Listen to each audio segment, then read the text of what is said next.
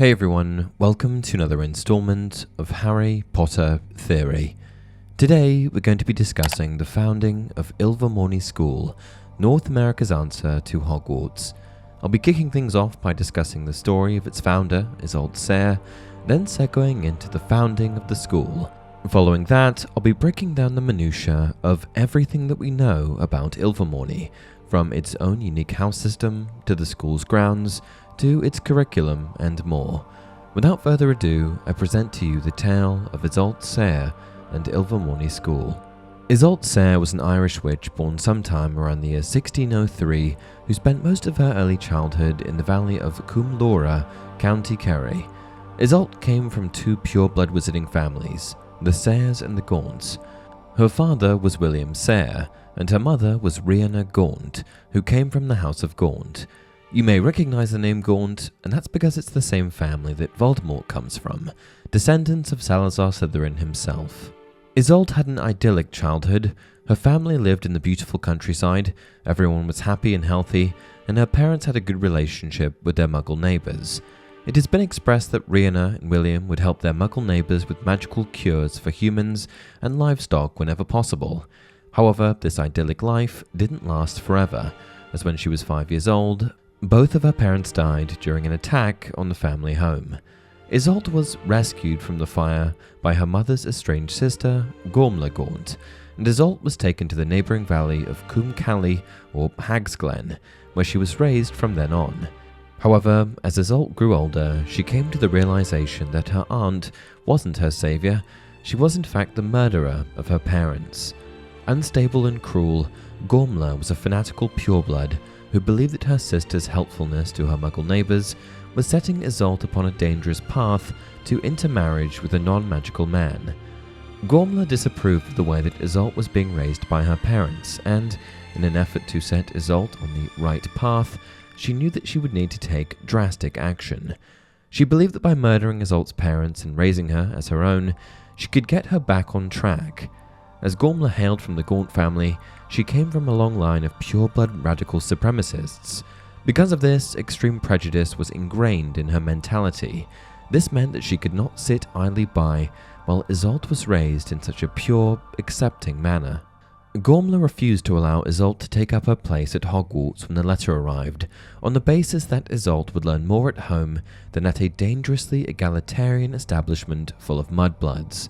However, Coomloughra herself had attended Hogwarts and told Isolt a great deal about the school.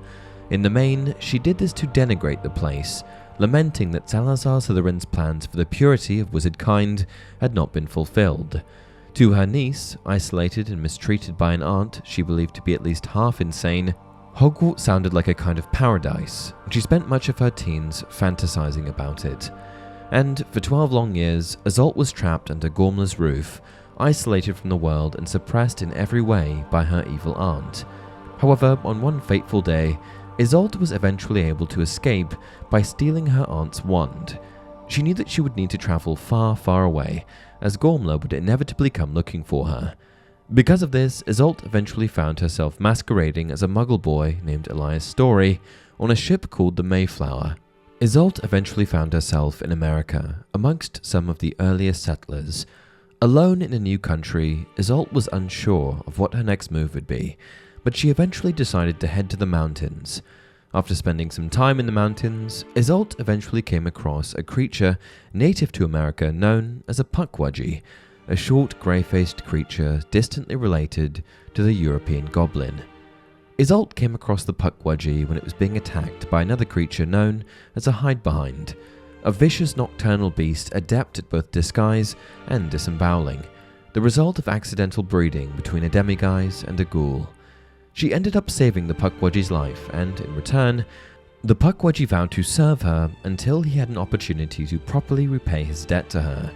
The puckwudgie refused to give Isolt his real name, which led to her dubbing him William after her father. This was the beginning of their adventures together. While wandering in the woods one day, Isolt and William came across a family who were being attacked by the same hide-behind that had attacked William.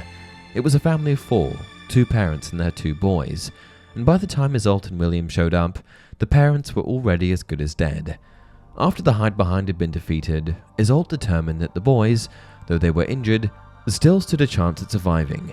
In an effort to help save their lives, Isolt and William took them home, and Isolt began nursing them back to health. At this point in time, Isolt was so furious with William and his reluctance to help save the boys that she told him that she no longer had any need of him, and he left. Though she had lost her Pukwudgie companion, Isolt had gained 2 new ones, 2 boys named Chadwick and Webster. While the boys were injured for quite some time, they did slowly begin to regain their strength, and Isolt was delighted when she found out that the 2 boys were in fact magical. When Isolt felt that the boys were in good enough health to be left on their own for a few hours, she went out in search of a proper burial site for their parents, and it was while searching for this burial site that Isolt came across a man by the name of James Stewart. Stewart, who knew the Boot family, had gone into the forest to search for them. While digging the graves for Mr. and Mrs. Boot, Stewart noticed a wand on Mr. Boot's person, and, out of curiosity, gave it a wave. Because Stewart was not magical, the wand rebelled against him, and it sent him flying backwards through the air. He woke in a small shelter of branches and animal skins to find himself being nursed by Isolt. She could not hide her magic from him in such a confined space, particularly when she was brewing potions to aid the Boot boys' recovery and using her wand to hunt. Isolt intended to obliviate James once he was over his concussion and to send him back to the colony at Plymouth. After James had recovered, Isolt was overjoyed to have another adult around. They formed a connection with one another very quickly, and shortly after meeting, they began to build a house together on top of Mount Greylock. After the cottage had been completed, Isolt named it Ilvermorny after the cottage that she was born in. With every day that passed, Isolt told herself that she would obliviate James, but eventually she came to the realization that they were simply too deep in love, with the result being that they just married. Isolt and James raised the Boot boys like their own children, and while they were growing up, Isolt would tell them stories of a magical school named Hogwarts. The boys longed to attend a magical school, but Isolt, who knew that returning to Ireland could result in an altercation with Coomloughra, told the boys that she would start a school of magic for them right there in their cottage, the same cottage that she dubbed Ilvermorny.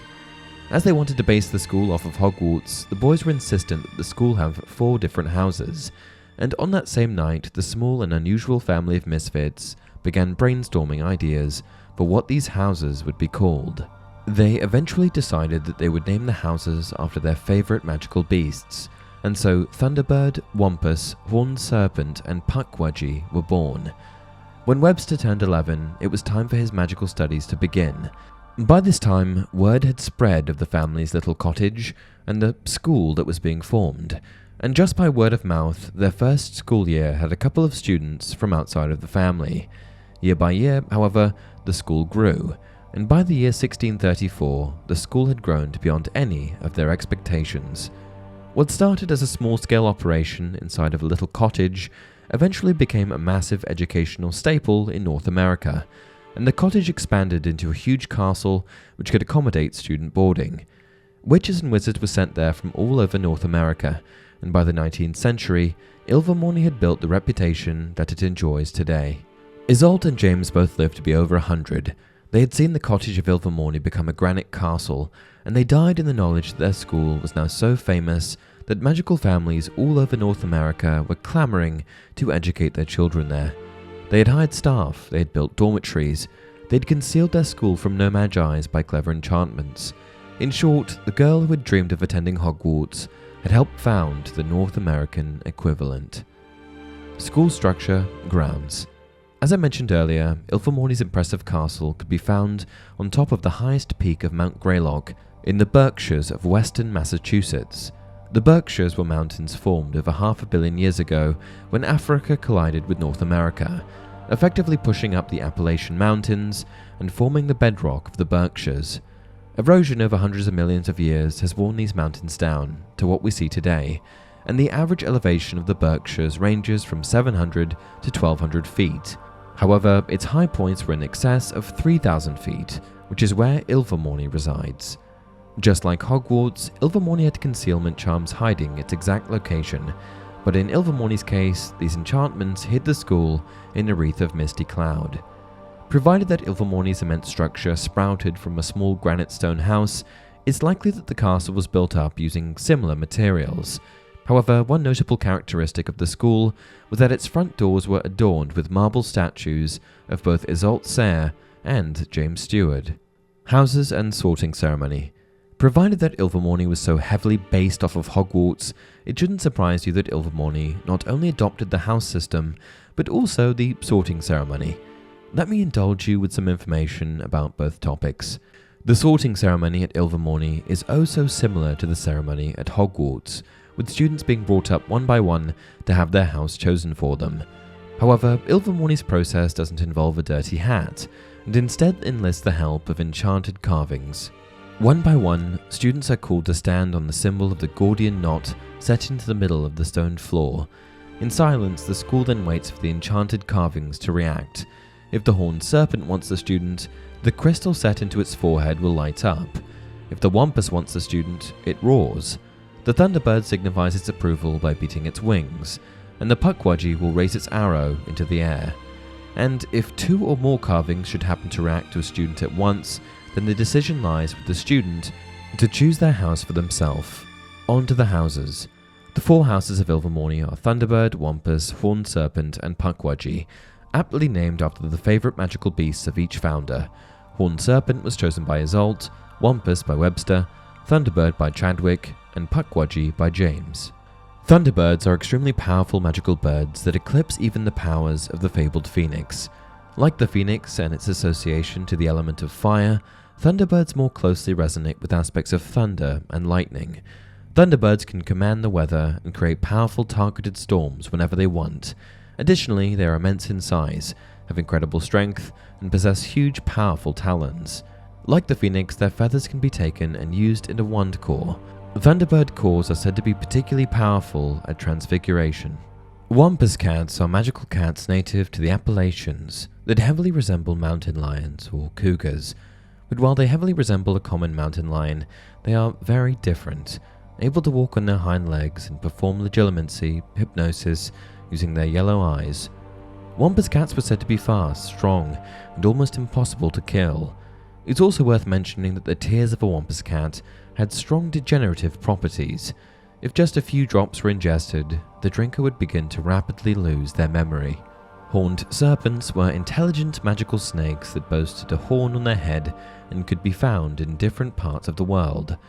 There were several different species of horned serpents, with Isolt Sayre running into the one most commonly found in North America. The natural habitats of horned serpents were bodies of water, and they were known to emit a low, musical note to sound danger. Puckwudgies are short, grey-faced, large-eared creatures distantly related to the European goblin. Fiercely independent, tricky, and not over-fond of humankind, whether magical or mundane, it possesses its own powerful magic. Puckwudgies hunt with deadly, poisonous arrows and enjoy playing tricks on humans. But with the creatures representing each house defined, one big question remains. What does being sorted into each house mean? What does it tell us about the young witch or wizard that's sorted? Before answering this, I think it's important to mention that while Hogwarts views each house as its own distinct entity, Ilvermorny has a more all-encompassing approach, viewing each house as one part of a whole. It is sometimes said of the Ilvermorny houses that they represent the whole witch or wizard. The mind is represented by Horned Serpent, the body Wampus, the heart Puckwudgie, and the soul Thunderbird. Others say that Horned Serpent favors scholars, Wampus warriors, Puckwudgie healers, and Thunderbird adventurers. So regardless of where you're sorted, you are still connected to the other houses in some way. While examining these houses, I couldn't help but look at them through a Hogwarts-centric viewpoint, desperately trying to identify the Hogwarts equivalents. But in truth, the houses at Ilvermorny are entirely their own. Wampus is sort of Gryffindor, and Horned Serpent is sort of Ravenclaw, but it's just not that simple. After the sorting ceremony had ended, students were then brought to a large hall where they were chosen once more, this time by a wand. Uniform. While the robes of Hogwarts students were influenced by the house that they had been sorted into, Ilvermorny didn't adopt this practice. The robes for all students of Ilvermorny were blue and cranberry. Blue because it was Isolt's favourite colour, and because she always wanted to be a Ravenclaw. and cranberry simply because James happened to love cranberry pie. The blue and cranberry robes were also fastened by a gold Gordian knot in memory of the brooch Isolt found in the ruins of the original Ilvermorny cottage. Curriculum. While Hogwarts boasts 21 subjects, 23 if you count subjects branched off from core subjects, there isn't as much available information out there on the curriculum of Ilvermorny. However, we do know that they teach the following. Defense Against the Dark Arts is a class that teaches students defensive techniques to defend themselves against the dark arts, and to protect themselves from dark creatures. One of the professors of this subject was Rionach Gaunt, the daughter of Ilvermorny founders Isolt Sayre and James Stewart. Charms class teaches students how to perform spells that add different properties to objects or individuals. Charm students at Ilvermorny used Chadwick's Charms Volumes 1 to 7, written by founder Chadwick Boot, as their standard textbook for the class. An award called the Charms Chalice was given to students who excelled in the subject. Transfiguration class teaches students how to change the form or appearance of an object. To celebrate this field of study, Ilvermorny held a contest between students called the Transfiguration Tournament. Potions class involves the creation of mixtures, serums, and liquids with magical properties. Potion making is a very methodical process that requires the correct mixing and stirring of ingredients at the right times and temperatures. Xylomancy class taught students an often overlooked method of divination involving twigs. Arithmancy is a branch of magic concerned with the magical properties of numbers. Those who excelled in this subject at Ilvermorny received an award named the Arithmancy Achievement Accolade. The study of ancient runes is a theoretical subject that involves the studying of ancient runic scripts. Creature care is the same as Hogwarts' care of magical creatures, a class that instructs students on how to care for magical beasts. Headmasters Staff. While Ilvermorny has undoubtedly employed many a professor over the years, very few are on record. Known headmasters include Isolt Sayre, James Stewart, and the current Agilbert Fontaine, descendant of Theodard Fontaine, one of the original 12 Aurors in the US. Known professors include Rionach Gaunt, younger daughter of Isolt Sayre and James Stewart, who taught Defense Against the Dark Arts, and Eulalie Hicks, Professor of Charms and Keeper of Keys, that we see in the latest Fantastic Beasts film, The Secrets of Dumbledore. I wish there was more info on the teachers of Ilvermorny, but that's all we've got at the moment. Famous graduates. But while we don't have a massive amount of information pertaining to the professors of the school, we do know a fair bit about some of its more high-profile graduates. Serafina Picquery was an American witch who served as the president of the Magical Congress of the United States of America from 1920 to 1928. In childhood, Serafina was sorted into Horned Serpent. Another member of Makusa, Holly Blackbird, was an American witch that specialized in protecting hodags from no-mages. While studying at Ilvermorny, Blackbird was sorted into Thunderbird House. The next two notable graduates are sisters Tina and Queenie Goldstein, protagonists in the recent Fantastic Beasts films. During their time at Ilvermorny, Tina and Queenie were sorted into Thunderbird and Pukwudgie, respectively. School Song. The Ilvermorny school song was cut from the films, so it's a little unclear if it should be considered canon or not, but here it is nonetheless. We stand as one united against the Puritan. We draw our inspiration from good witch Morrigan, for she was persecuted by common wandless men, so she fled from distant Ireland, and so our school began. Oh, Ilvermorny, Massachusetts, we choose it, we choose it, the wizard school supreme. Your castle walls, they kept us safe, the days with you a dream. You taught us all our magic, and now one thing's quite clear. Where'er we roam, our one true home, our one and own, is Ilvermorny dear. Legacy. Given that Ilvermorny was founded by a no-mage, it shouldn't surprise you to hear that Ilvermorny earned itself a reputation as the most democratic of all the great wizarding schools. And long after the passing of both Isolt and James, Ilvermorny continued to attract students from all over North America. Ilvermorny's reputation continued to increase over the years, and it eventually became a boarding school, taking in students from across North America. More teachers were hired to meet the demand, and the house was expanded to a castle. By the 19th century, it had gained an international reputation, and by the 1920s, it was considered one of the greatest wizarding schools in the world. And that's it for this video. Did you know the history of Ilvermorny, what its houses were, what subjects it taught? If you learned something in this video, please leave a comment down below. And as always, if you enjoy the content, please like the video and subscribe to the channel.